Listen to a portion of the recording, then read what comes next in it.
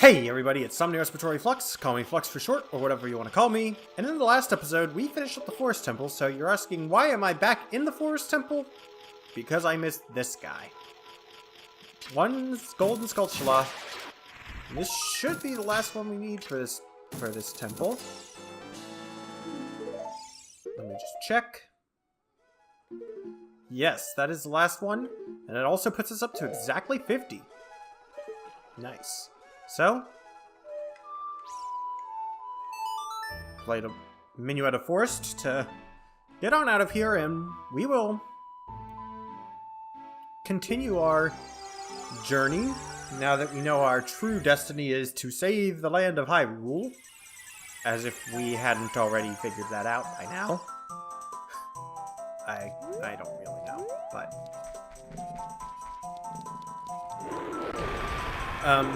as it happens, this guy is now facing this way, so we gotta get past him again, but fortunately... Okay, that was probably the stupidest way I've ever messed this up.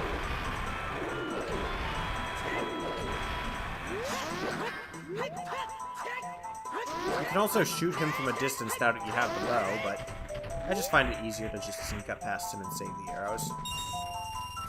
Oh, we are now at maximum money carrying capacity, which is nice. Navi is going to tell us that, yeah, the cloud over Death Mountain looks strange, as if we hadn't figured that out when we first stepped out of the Temple of Time, because it shows you a pretty nice view of Death Mountain from there. I'm going to get two more fairies in bottles, because you can never have enough of these, especially when I suck at the game as much as I seem to have been in the last episode. Actually, the last two episodes, but that's beside the point. In case you're wondering why I might sound a little bit different in this video, this is the first video I'm recording...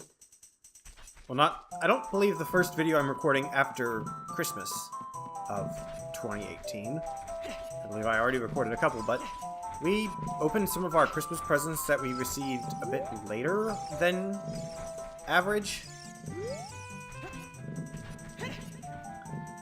Which, basically, my point being, I got a new microphone for Christmas, actually.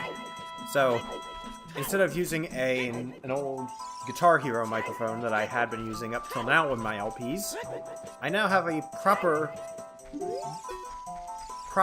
recording microphone for podcasts or vlogs or Let's Plays or streams or whatever. What have you.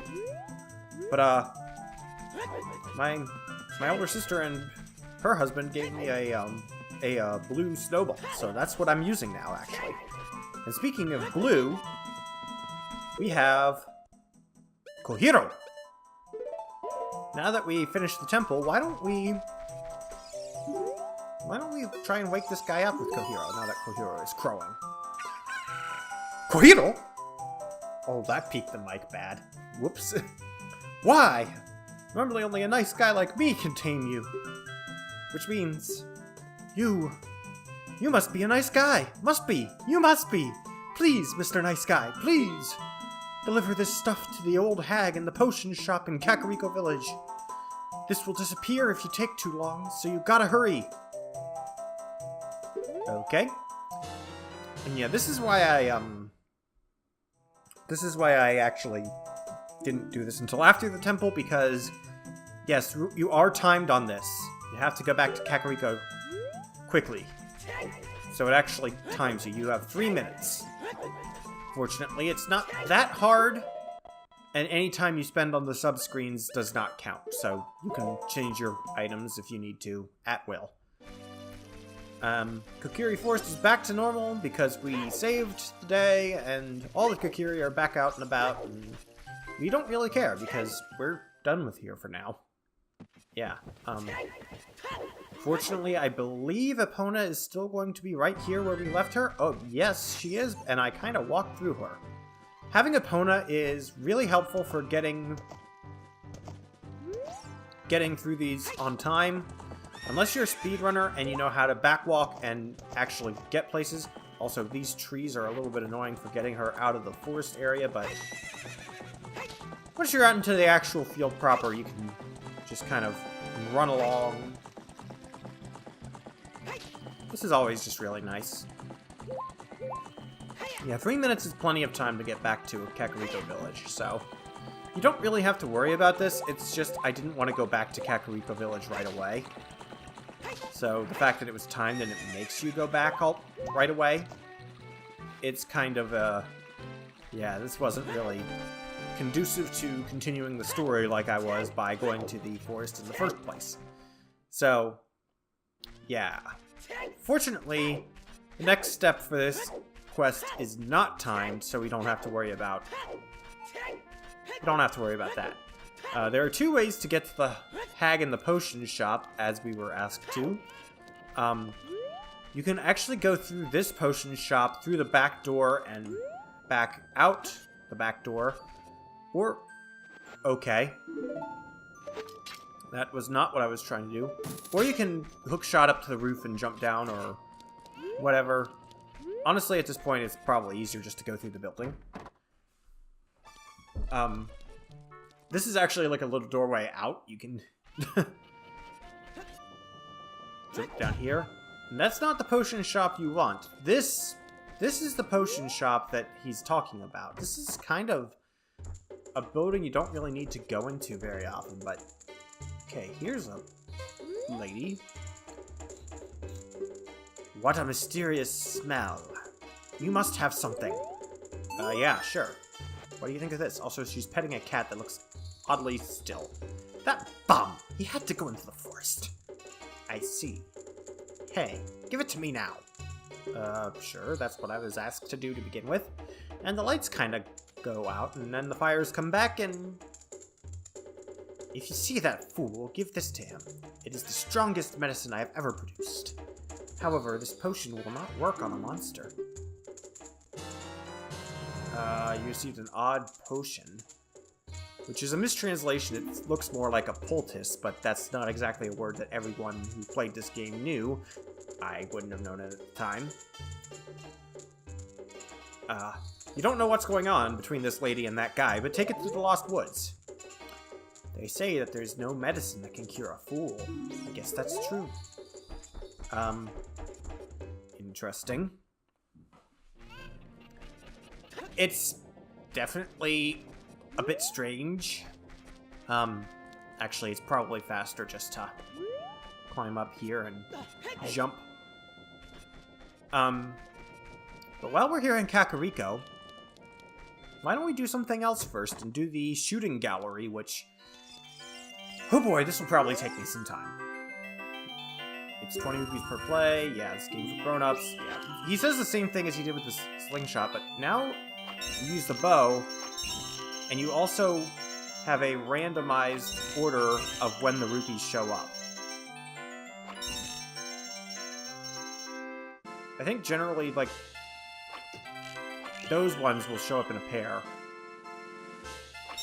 But... okay, now I have... dang it. Too bad. Fortunately, we have plenty of rupees. Oh. Yeah, no, this is not... the stick sensitivity can be... yeah, these 2 blue ones show up kind of in a pair, it seems, but... oops. Yeah, wow, I am bad at this.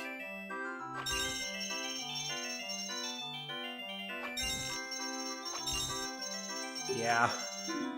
I don't know. Dang it.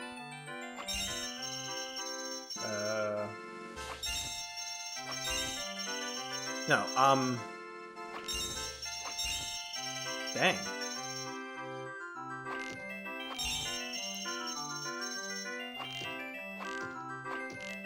Oops.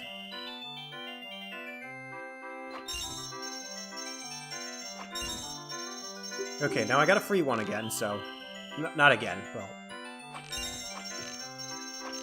I think I found the right elevation. If you keep it at this height, you can hit all of the possible rupees that it gives you. So... that's convenient, I suppose, but then you have to aim side to side still, and that's a little bit tricky. Yeah, almost.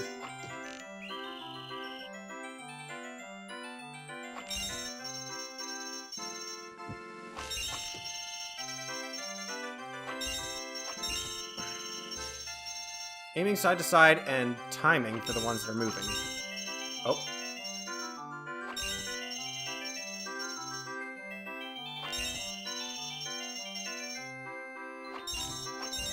Nice. Wonderful. Bravo. Perfect. Here's a fantastic present, and for that, you get a big quiver, which you can carry 40 arrows.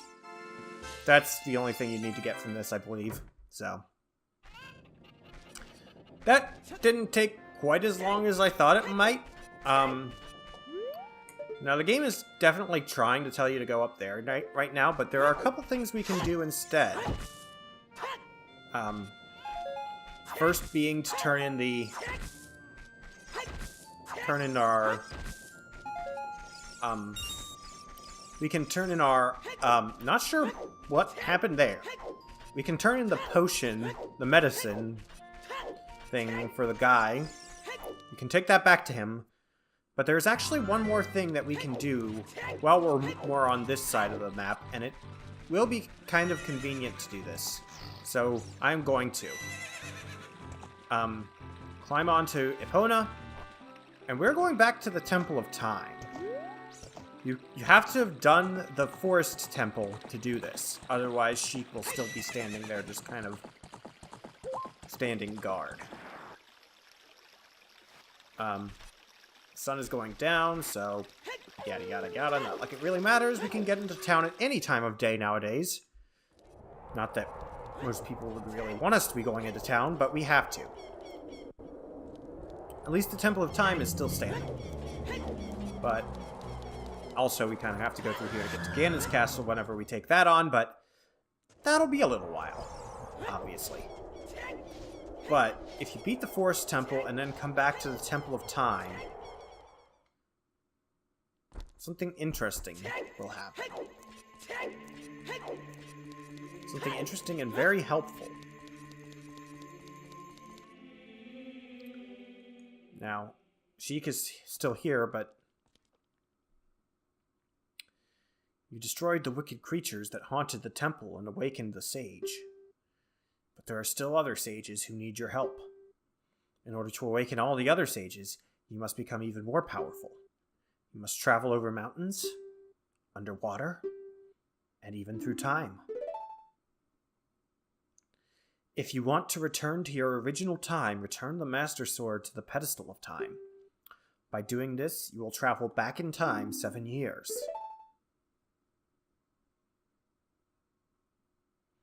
The time will come when you will have to return here quickly. I will teach this to you for when that time comes. The song to return you to the Temple of Time, the Prelude of Light.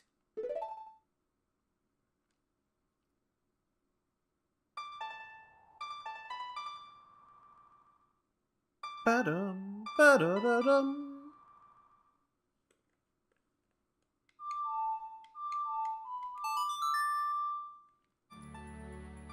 Aside from being just a really nice song, this song will take you back to the Temple of Time, which is really useful because Temple of Time and Hyrule Castle Market, it's just a very central location compared to a lot of the other warp songs. So if you need to go somewhere that doesn't really fit any of the other warp songs that you get, the Prelude of Light is generally the best bet.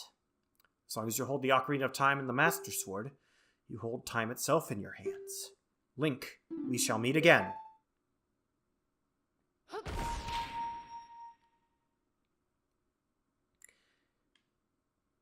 Yes, and as Sheik said, you can return the sword to the pedestal of time and become a kid again. You can go back and forth as many times as you want, and it somehow works with the time mechanics. I'm not going to do so right away, because that's kind of a thing that works. You will need to do it at least once, but it's best to do it at specific points when you need to, and then take care of any side stuff that you need to do or missed or couldn't do before then. So for now, it's not really that helpful for us to go back in time, but unlocking that ability and having the Prelude of Light, or the Prelude of Light, as it's probably more properly pronounced, not that anyone cares, is very useful to getting back and forth through areas quickly. So, on that note, we can now travel back there really fast if we need to, and yeah, that's basically what that song is for. But for now, why don't we go back and see if that guy is doing okay? Apparently he needed medicine. He was injured or something from getting lost in the Lost Woods. So let's see if we can do anything for him.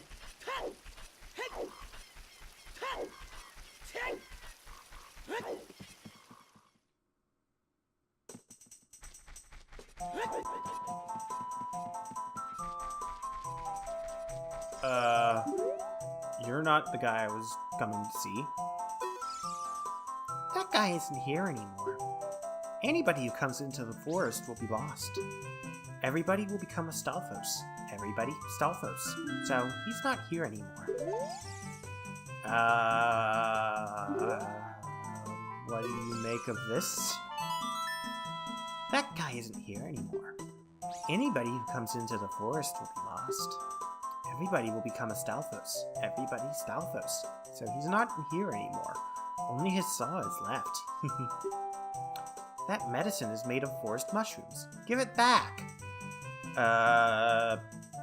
Sure? You turned the odd potion and got the poacher's saw. The young punk guy must have left this behind. Are you going to be too? Girl, you are creepy. I don't like you. You going to be too? Yeah, no thanks. I'm getting out of here. But yes. We now have the poacher's saw, which is the next item on our trading quest, which we're actually surprisingly far along in that, despite having only cleared one temple. I believe you can actually technically finish that quest now and have the reward for it this soon. That said, it's generally best to do that. I believe I'll probably be finishing that up by around 1 or 2 more temples after this. I don't know for sure. I'm not going to be doing it right away. Also, you can technically use the Lost Woods to get back to Goron City quickly if you want to go on with the game right now, which is what I'm doing, but I'm just choosing to go back up to Kakariko Village, but yeah. Pause it right in the middle of crowing. But no. Also, on any timed quest in that trading quest, like the mushroom, if you play any warp song, the time will automatically jump to 0 seconds left. Or rather, I think it jumps to 1 second left. So basically, if you try and teleport with a warp song, the game will say, no, you can't do that, and you will have to try it again. So don't bother trying that if you want to complete the quest. But in any case, our next objective is going to be up here on Death Mountain, which means we're actually close to something else we can do very briefly before we head up to Goron City to ask around about what's going on. Also, these boulders are rolling down the mountain. This whole place seems a bit more dangerous nowadays. But yeah, there is exactly one Child Link dungeon that you can enter as an adult. That being here at the Dongo's Cavern, of all places. We still need a couple Skulltulas in here. Skulltulas. Crap. That's what we can do now. We have 50. We have 50 Skulltulas, so we can now check what the reward for 50 is down at the Skulltula house in Kakariko Village. I could have done that basically this whole episode. What am I thinking? Apparently I'm not. But that'll be a good thing to do to end off this episode. And then next time, I'll meet you up at the Dongo's Cavern to clear that place out of Skulltulas. Even though we have all 50 that we really need, in any sense, it still can't hurt to get all the rest of them. The curse has been broken. Thank you. Here's a reward for you. A piece of heart. Okay, yeah, so that's actually really good to get. The final reward won't be quite so great. But, yeah. So, I'm gonna make my way back up to Death Mountain, and that'll be it for this episode. So, this has been Somni Respiratory Flux. Respond, vibrate, feedback, resonate, comments below. Tell me how you think I did. All that. Tell me how you think my new mic sounds. And next time on Let's Play The Legend of Zelda Ocarina of Time, we will head on into Dodongo's Cavern for just a brief moment, and then continue up Death Mountain to see what is up with that funky red-orange cloud that is scaring everybody. So, hope you enjoyed, and may the good elephant guide your way. Know that Dodongo is not the good elephant.